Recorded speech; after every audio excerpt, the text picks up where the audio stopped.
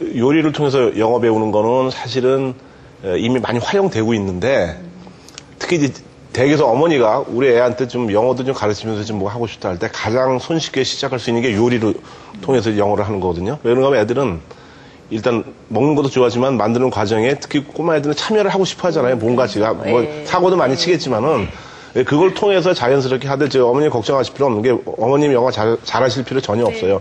애한테 자꾸 시키면 돼요. 히딩크는 축구는 못하지만 박지성이 잘하게 만들잖아요. 똑같은 거거든요. 이제 애가 하게끔 유도해주면 되고 애한테 엄마는 영어를 잘 못하지만은 니들 해봐 이렇게 하면 애들 하고 또 하나는 저기 제가 하나 이제 건의드리자면은 자 이게 이제 요거 당근이지 요거 캐롯이야 이거보다 그냥 처음부터 그냥 디스 캐롯 이 얘기만 해 이제 그러면 애들이 그냥 자연스럽게 그냥 캐롯 받아들이거든요 이제 예, 당근은 캐롯이야 이렇게 하면 이제 효과가 떨어지죠 이제 바로 그렇게 유도하면서 하면 애들이 처음엔 좀 어색하지만은 애들은 우리 고나이 때 애들은 특히 쉽게 받아들이거든요 이제 어느 정도 이렇게 끌어만 주시면 그다음부터 자동으로 자기들끼리 나가요 이것이 자기가 궁금해서 나가기도 하고 그래서 이게 저기 요즘 뭐 아시겠지만 교재 이런 거 외국 굉장히 많아요. 저도 누가 사실은 부탁해서 미국에서 사온 적이 있는데 너무 많아가지고 진짜 뭐가 좋은지 모르겠더라고요. 이제 그래서 그 교재는 문제 없고 그다음에 이제 그 보니까 단순히 요리하는 과정만 하는 것이 아니고 요리가 일종의 영어 교재 역할을 하시는군요. 요리 그 재료나 도구가 이제 그러니까 그거는 굉장히 그 아이디어가 좋은 것 같은데 사실 이 방법을 내가 많이 쓰고 있다는 건 이게 어디 많은가 하면요. 요즘 몇 년 전부터 왜 그 전국에 그 영어 마을이라고 다 생겼잖아요. 영어 마을 프로그램에는 이 쿠킹 클래스가 꼭 들어가 있어요, 그게. 왜냐하면은 그게 왜 들어가 있냐면은 아이들의 흥미 유발에 굉장히 좋다고 그래가지고 간단하지만 뭔가 만들어 보면 아이들이 그거는 빨리 들어요, 이제. 근데 이제 주의할 점은 뭐냐면은 그것만 하고 끝나면 안 되고 요리 자체가 맛있어야 돼요. 다른 데는 맛이 없으면 애들이 또 몇 번 하다가 말아버리거든요, 이제. 그러니까 그것도 이제 신경 좀 쓰셔야 될 거예요, 아마. 네. 맛까지. 그렇죠. 우리 저희 EBS 이 채널에도 이제 제스스 키친이라고 해서 이제 여러 프로그램이 있는데. 그런데 지금 다른 얘기를 좀 드리면요. 저는 뭐 들은 얘기지만 고부 갈등에서 가장 큰 고부 갈등이 이제 시어머니가 며느리한테 요리를 가르칠 때 이런 갈등이 일어난다고 하거든요. 얘야, 잡채할 때 왜 고사리를 왜 집어넣느냐. 어머니가 자녀분들한테 요리를 직접 가르칠 때 뭐 어려운 점은 없었나요?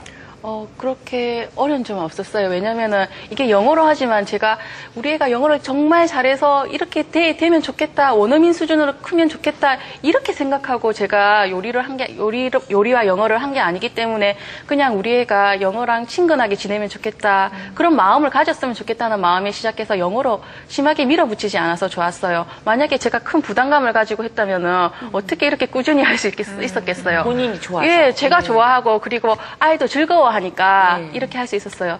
또 이렇게 요리를 하면 어떤 엄마들은 그거 어떻게 치워요? 그 매일 어떻게 해요? 이렇게 걱정하시는 분들이 많거든요. 그런데 한 번, 두 번 하다 보면 즐겁게 할 수 있고요. 또 몇 번 하다 보면 치우는 거는 쉽거든요. 요리를 하고 나서 요리를 할 때 동시에 물을 한번 받아보세요. 욕조에 물을 받아놓고 요리하잖아요. 요리하면 애들 다 먹이고 애들 또 물놀이 좋아하잖아요. 이렇게 많이 먹는 게 아니기 때문에 바로 모욕을 조금 해도 되거든요. 그러니까 욕조에 물을 받아놓고 요리를 하고 맛있게 먹고 또 모욕까지 거품놀이까지 하면 아이가 너무너무 좋아요.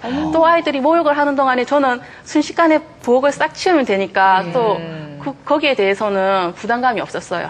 아니 말씀 들어보니까 정말 너무 쉬운 것 같기도 한데. 조금 더 애들이 크면 설거지 영어도 가르치세요. 예. 제가 지금 알려주고 있습니다. 왜냐면은 엄마만 혼자서 부엌 일을 하는 건 아니잖아요. 그래서 자기가 먹은 건 자기가 치워야 된다고 생각하기 때문에 밥을 먹고 나면 자기가 먹은 그릇은 개수대에 딱 넣어두도록 하고 있어요. 아니 그러면 제 생각에도 과자 같은 건 좀 영어로 가르치기 쉬울 것 같은데 애가 싫어하는 것도 있잖아요. 뭐 등짝을 때리면서 먹이는 뭐 호박이라든지 당근, 가지. 예를 들어서 구체적으로 그런 거 가지고 어떻게 영어로 가르치면서 요리를 할까? 전 그런 게 궁금하거든요. 저희 아이들이 채소를 잘 먹지 않는데 채소는 부침으로 만들었어요. 부침으로 만들면 잘 먹는데 또 나물로 해주면 안 먹는 거예요. 그래서 곰곰이 생각하다가 나물로 하면 어떻게 하면 잘 먹을까 하다가 이제 꽃밥밥을 생각해냈어요. 뭐요? 꽃밥밥? 네, 꽃밥밥. 접시에다가 이제 밥을 깔고 그러면 밭이 되는 거예요. 그리고 달걀말이나 줄줄이 비엔나 햄 같은 거 있잖아요. 그거 살짝 데치면 되거든요. 그러면 그걸로 튤립이나 예쁜 꽃을 표현해서 꽃을 든 다음에 호박 있죠, 초록색. 그거를 살살살 해서 잘라서 이파리 모양으로 하면 줄기랑 잎이 되니까 이게 꽃이 되잖아요. 네. 그러면 자기들이 이렇게 예쁜 꽃을 만들었는데 어떻게 안 먹을 수가 있겠어요? 물론 안 먹을 수도 있어요. 하지만 한 번 먹고 두 번 먹고 하면서 아, 호박은 이런 맛이구나 이렇게 느끼면서 자주 먹게 되더라고요. 아까워서라도 못 먹겠는데요? 보다가 이게 맛이 하면서 너무 예쁘다면서 아까워하지만 배가 고프니까 먹더라고요. 이렇게 안 먹는 음식들을 먹이고 있어요. 근데 그렇잖아요. 네. 어른들은 좀 남겼다가 먹지만 아이들은 네. 먼저 좋은 거 있으면 퍽 그렇죠. 잡아서 네. 먹잖아요. 근데 제가 듣다 보니까 어머니도 굉장히 즐기시는 것 같아요. 네. 요리를 얼마나 매일매일 많이 하실까 싶은데 이 댁은 교육비 대신에 요리 재료비가 더 많이 들겠다 이런 생각이 드는데 많이들 뭐 독특한 재료를 준비하시느라고 돈을 많이 투자하시나요? 아니요, 그런 건 없어요. 왜냐하면 우리가 밥을 먹을 때 밥 먹죠? 그럼 그 밥으로도 쓸 수가 있고, 또 흔히 달걀도 많이 먹잖아요. 네. 그럼 삶은 달걀을 사용하든지 아니면 스크램블 에그로 해서 할 수도 있으니까, 또 집에 또 아이들 먹인다고 쓱쓱 키크라고 과일이나 우유도 많이 먹이잖아요. 네. 그 재료를 활용하다 보니까 재료비는 거의 안 들어요. 또 특별한 날에 내가 뭔가 특별한 걸 만들고 싶다 해도 5,000원 미만이면 충분히 멋진 요리를 만들 수 있어요. 자, 그런데 저기 이제 그 쿠킹 잉글리시라고 하면요. 일반적인 우리 영어 회화와는 달리 네. 요리만의 영어 표현들이 따로 있거든요. rinse, chop, simmer 여러 가지 표현들이 있는데 네. 따로 공부를 하셨나요, 그러면? 예, 제가 식품 영양학을 좀 공부하면서 네. 이제 저희 교수님 따라 예. 예, 요리책도 많이 보고 요리하는 곳에도 나가봐서 그런 단어를 많이 접했는데 그게 그때는 또 알지만 제가 엄마가 되고 난 후부터는 또 생각이 안 나더라고요. 네. 그래서 다시 요리책을 펼쳐봐가지고 했는데 뭐 요리책에서는 문장이 길잖아요. 이 문장 긴 것 자체를 아이에게 하기는 어려우니까 제가 단어를 몇 개 잘라 떼가지고 아이에게 알려줬어요. 그러니까 컷하면 컷. 그냥 애들 컷, 이게 컷이야 이러면 애가 잘 모르잖아요. 네. 그러니까 어깨도 약간 흔들흔들하면서 리듬감부터 컷, 롤러, 팝 이렇게 하니까 아이도 재미있게 리듬감으로 해서 영어를 익히더라고요. 정말 사랑스러운 어머니예요. 팝팝팝 이러고. 어머니 저 EBS에서 프로 하나 맡으시는 그래야 될 것 같아요. 김영아 선생님 옆에서 아주 정말 흐뭇하게 보고 계세요. 혹시 선생님 이런 거 한번 해보셨어요? 어렸을 때 자녀 키우면서? 아니요.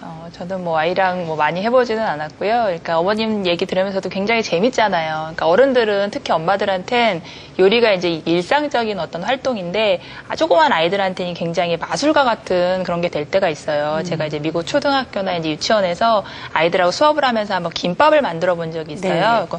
김밥을 만들어서 단면을 딱 잘라보면 애들이 와 하고 놀라는 거예요. 그러니까 이런 단면이 그렇게 해서 만들어지는지 이제 몰랐던 거죠. 미국 아이들은. 굉장히 이제 놀라고. 그러니까 이렇게 놀라운 활동 속에다가 이제 아이들이 배워야 하는 영어까지 이제 합쳐진다면 아이들이 굉장히 즐겁게 영어 활동을 이제 할 수 있는 큰 장점이 있고요. 이제 또 한 가지는 우리나라는 아무래도 외국어로 영어를 배우다 보니까 아까 말씀하신 것처럼 주입식으로 뭐 사과는 애플이야 이렇게 하기가 쉽잖아요. 근데 그렇게 하다 보면 아이들한테 이제 흥미도 떨어지게 되는데 이제 요리 활동을 통해서 이제 자연스럽게 나오는 물건들이나 아니면은 뭐 식재료들 아니면 단어들 이렇게 표현 같은 것들을 그 상황 속에서 이제 계속 하다 보면 아이들이 쉽게 빨리 이해하고 또 그만큼 머릿속에 오래 남기도 하고 그래서 아이들한테는 굉장히 효과적인 방법으로 다가갈 수 있습니다. 네.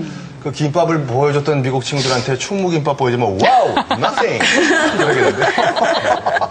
자, 그런데 이제 그 아무리 그 효과적인 쿠킹 클래스라고 하더라도 주의할 점이 있겠죠, 선생님? 예, 그렇죠. 엄마표 영어가 다 그렇지만 요리 같은 경우는 특히 어머니 말씀하신 것처럼 이렇게 좀 과정에 들어가는 단어나 표현들이 어려운 것들이 많아요. 그리고 처음부터 이거를 내가 이 전 과정을 유창한 영어로 아이에게 보여줘야겠다라고 생각을 하고 하시면 너무 힘드시고 또 이렇게 한두 번 하다 보면 지쳐서 못 하세요. 그런데 이제 처음부터 뭐 간단한 단어라든지 간단한 표현을 이렇게 하나씩 둘씩 이렇게 늘려간다고 생각을 하시면 이렇게 재밌게 하실 수가 있고 이제 또 한 가지는 제가 팁을 드리자면 단어나 표현을 반복할 수 있도록 메뉴를 좀 구성하시면 좋으세요. 아이들이 가장 배우고 싶은 의욕이 들 때가 내가 아는 것을 이제 써봤을 때 어떤 성취감, 자신감이 생길 때라고 하는데 예를 들어서 어제 배운 어떤 식재료들이 오늘 또 나온다면 어제 배웠던 어떤 표현들이 오늘 또 쓸 수 있게 나온다면 아이들이 나 이거 아는 건데 하고 자연스럽게 이제 사용할 수 있게 되는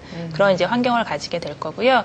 제일 중요한 주의점은 아이들을 요리 과정에서 테스트하시면 안 돼요. 이거 너 배웠지? 어제 해봤지? 하니까 이거는 뭐야? 라고 물어보시면 아이들이 거의 이제 정답, 오답이 생기는 거잖아요. 네. 이게 유아영어에서 가장 지양해야 하는 부분인데 그러면 내가 이거를 틀릴 수도 있다는 생각을 하게 되면 아이들이 굉장히 두려워져요. 심리적으로 부담이 커지면 이제 영어가 재미없어져요.